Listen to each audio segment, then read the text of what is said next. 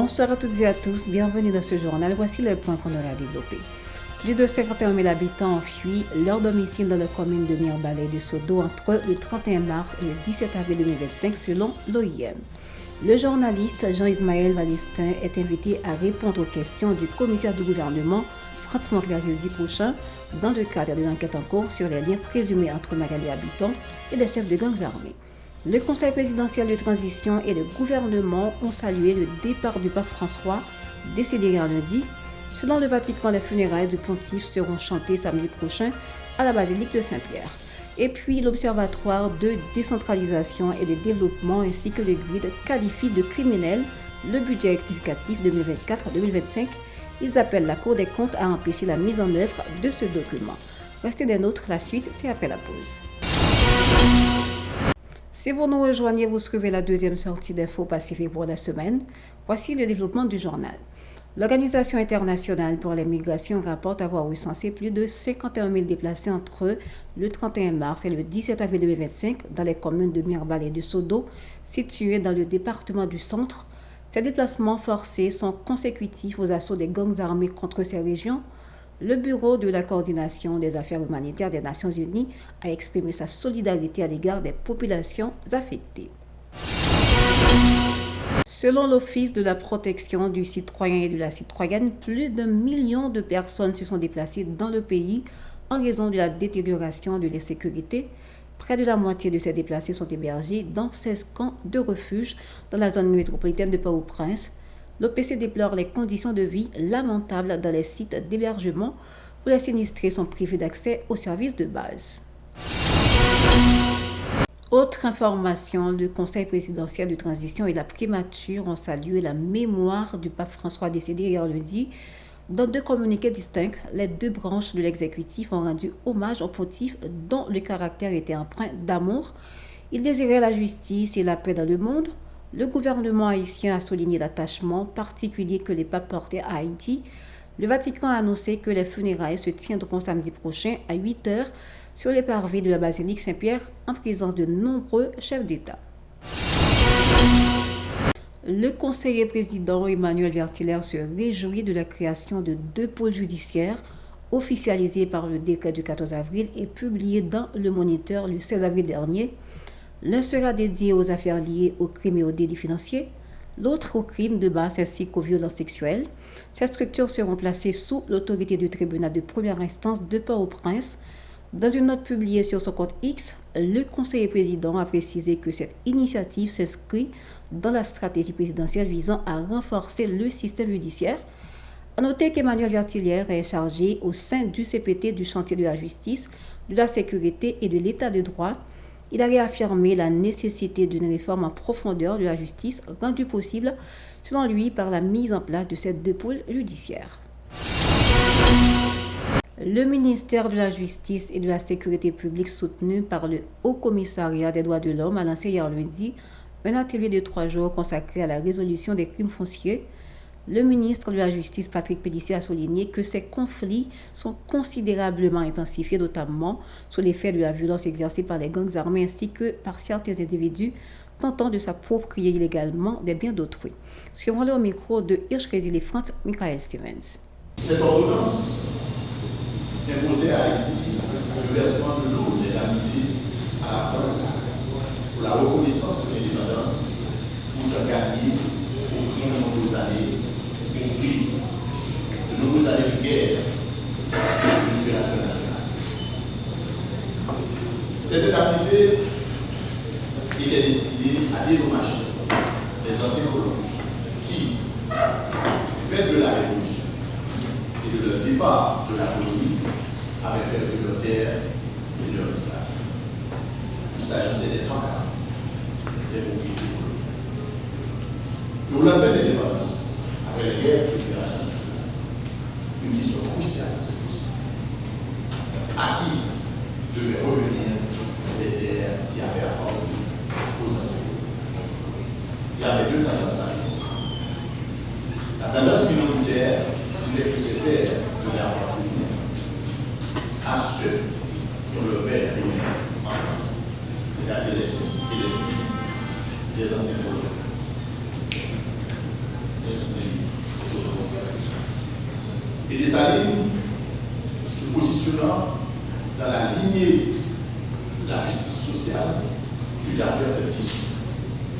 Et ceux qui ont leur père et mère en Afrique. De cette question cruciale et à ce moment précis a pris naissance la problématique des conflits fonciers en Haïti. Plus loin, le ministre a renouvelé l'engagement de l'État dans la lutte contre l'insécurité. Il a informé que pour ce mois d'avril, environ 150 millions de gourdes ont été injectés dans le combat anti-gang. Il a assuré que le gouvernement reste déterminé à poursuivre ses efforts pour éradiquer les criminels dans le pays. Suivons-le. Aujourd'hui, nous avons un ennemi de l'intérieur. C'est l'insécurité. Et le ministère de la Justice, le gouvernement, le CPD ont fait de l'insécurité leur priorité.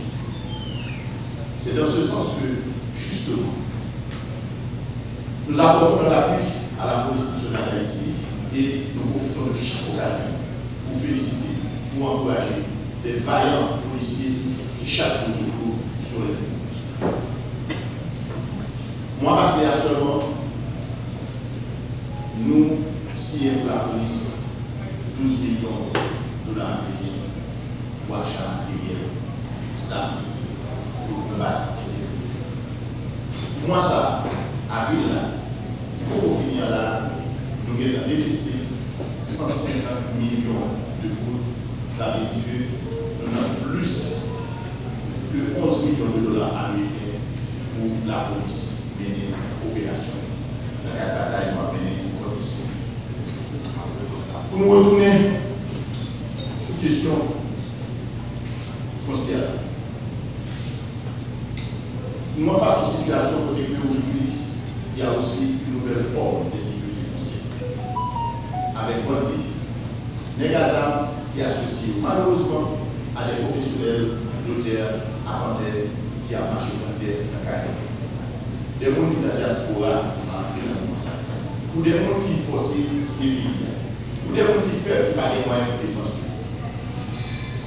Le nom politique du ministère de la Justice, c'est lutter contre une forme de sécurité. Le chef de service des droits de l'homme en Haïti, Arnaud Wayer, a réaffirmé la volonté des Nations Unies à accompagner l'État haïtien dans la lutte contre les bandits armés, tout en soutenant les initiatives de résolution des différends fonciers. Suivons-le. Je suis très heureux de vous accueillir aujourd'hui pour participer à cet atelier dédié aux questions foncières et aux mécanismes endogènes de résolution des conflits. Depuis longtemps en Haïti, les conflits fonciers et les tensions autour de la sécurisation des titres de propriété a fragilisé le tissu social, a contribué à la montée d'une certaine violence et à certains égards bloqué le développement du pays. Nul besoin de rappeler qu'au lendemain de l'indépendance nationale, la question agraire et la question des terres ont été au cœur des débats politiques. L'accès à la terre, principal moyen de production à l'époque, a généré des rivalités et des conflits sociopolitiques dans tout le pays. Mesdames et messieurs, je tiens à rappeler que le droit de propriété est un droit cardinal des droits de l'homme, protégé par le droit international, mais aussi par la Constitution haïtienne. Il oblige l'État à créer des conditions générales qui rendent ce droit effectivement utilisable. Cela implique par exemple une protection juridique efficace si la propriété privée est menacée. Quel est l'objectif de cet atelier qui va durer 3 jours, cette semaine et également la semaine prochaine? Dans un premier temps, réunir des experts sur la question des enjeux et conflits fonciers en fonction de leur spécialité. Sociologues, juristes, arpenteurs, magistrats, universitaires, chercheurs. Autre dossier, le terminal de Vareux est redevenu accessible hier lundi après plusieurs jours de blocage imposés par les gangs armés opérant dans la commune de Cité-Soleil. Selon les informations disponibles sur le compte du terminal, 89 camions-citernes ont pu être chargés, répartis en plus de 430 000 gallons de carburant et plus de 320 000 gallons de diesel.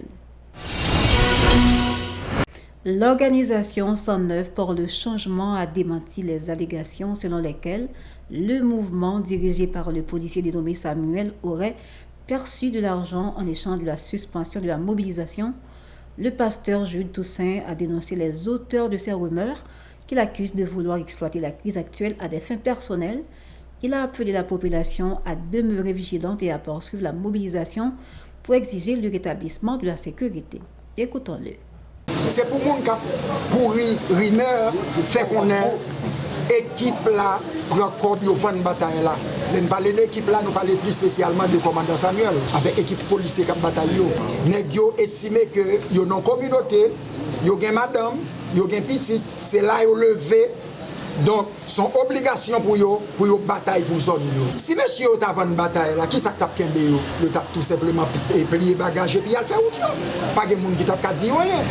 Monsieur était bataille dans mi-temps nous toujours, il y a bataille toujours et puis pour nous quitter de monde a venir mettre ça dans l'esprit nous. Haïtienne qui peut attendre là, bon dit nous ça. Chacun nous type de bagage ça arrivé devant nous. C'est pas moun qui remet nous cap faire yo, c'est moun qui raille nous parce que dans bagage ça des résultats y a tant là-dedans. Premier résultat c'est faire peuple à courir. Deuxième résultat, faire monsieur décourager. Eh bien laisse ça ou même c'est qui soit va devenir. Laisse ça pas bien le choix c'est courir. Et leur courir ennemi a la gagner en bataille là. Vous voulez tout ressaisir. Mes amis, bataille pas nous, bataille organisation ça. C'est pas pour craser briser. C'est pas pour aller faire coup d'état. Nous pas gagne monde beaucoup d'état. C'est ouais sécurité retourner la caille nous. C'est où tout le monde qui vit en repos. Bataille ça pas jamais qu'avant. Pour qui ça pas jamais qu'avant? Parce que c'est pour un grand monde. C'est toute une communauté. Soit monde qui veut faire une bataille ça va mourir. Me répéter encore va mourir. Le coordonnateur adjoint de l'organisation a apporté des précisions sur l'annulation de la manifestation prévue le 16 avril dernier. Il a affirmé que cette décision visait à protéger les citoyens contre tout carnage. Eh bien, dans l'optique ça, le 13 avril qui passe, il prend une disposition pour dire que toute manifestation qu'a faite, il ne peut pas supporter parce que c'est coup d'État, c'est tentative de coup d'État.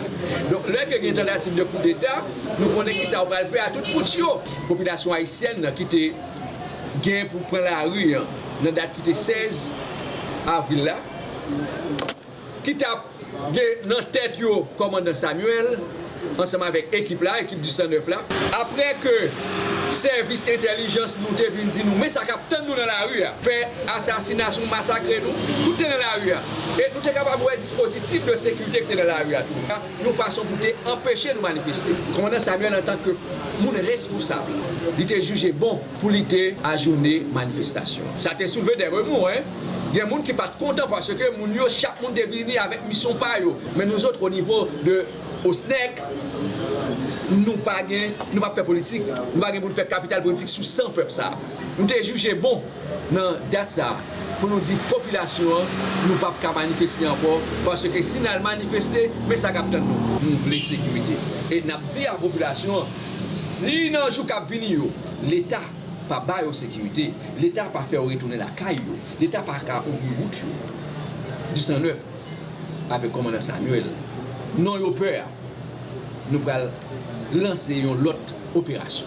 C'est l'opération Retourner la caille. C'est ici que prend fin la deuxième sortie d'Info Pacifique pour la semaine. Merci à vous de l'avoir suivi. Restez branchés à la Télé Pacifique pour la suite de la programmation. Au revoir et à la prochaine.